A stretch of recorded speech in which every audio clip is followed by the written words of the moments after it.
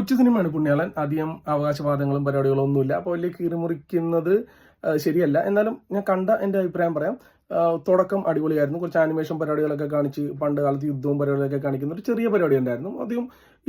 അധികം ബഡ്ജറ്റൊന്നും ഇല്ലെങ്കിലും അവർ വളരെ മര്യാദക്കാണ് അതൊക്കെ ചെയ്തു വെച്ചിരിക്കുന്നത്.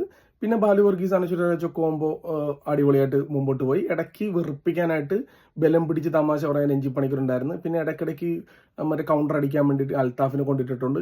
അൽത്താഫ് എല്ലാ സിനിമയിലും ഇങ്ങനത്തെ റോളാണ് കൊടുക്കുന്നത്. നീ പോയി 4-5 തമാശ പറഞ്ഞിട്ട് ഓടിവാ എന്ന് പറയുന്നൊരു സാധനമാണ്. അർജുന അശോകൻ വന്നു കഴിയുമ്പോഴത്തേക്കും പിന്നെ ഇവർ 3 പേരുമായിട്ടുള്ള കുറച്ച് പരിപാടികളും കാര്യങ്ങളൊക്കെ ആയിട്ട് പടം ഇങ്ങനെ കുറച്ച് ഇൻട്രസ്റ്റിംഗ് ആയിട്ട് തന്നെ മുമ്പോട്ട് പോയി. ഒരു ട്വിസ്റ്റ് പരിപാടികളൊക്കെ വരുന്ന സമയത്തും ഒരു ഫീലൊക്കെ വന്നു.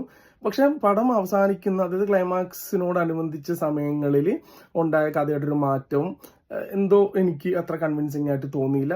ഒരു സുഖക്കുറവ്, ഒരു സിനിമയെ ഒരു നോർമൽ സിനിമ, ഒരു ആവറേജ് സിനിമ ലെവലിലേക്ക് മാറ്റിയത് പോലത്തെ ഒരു തോന്നൽ വന്നു. ഒരു ആവറേജ് സിനിമ, ഒരു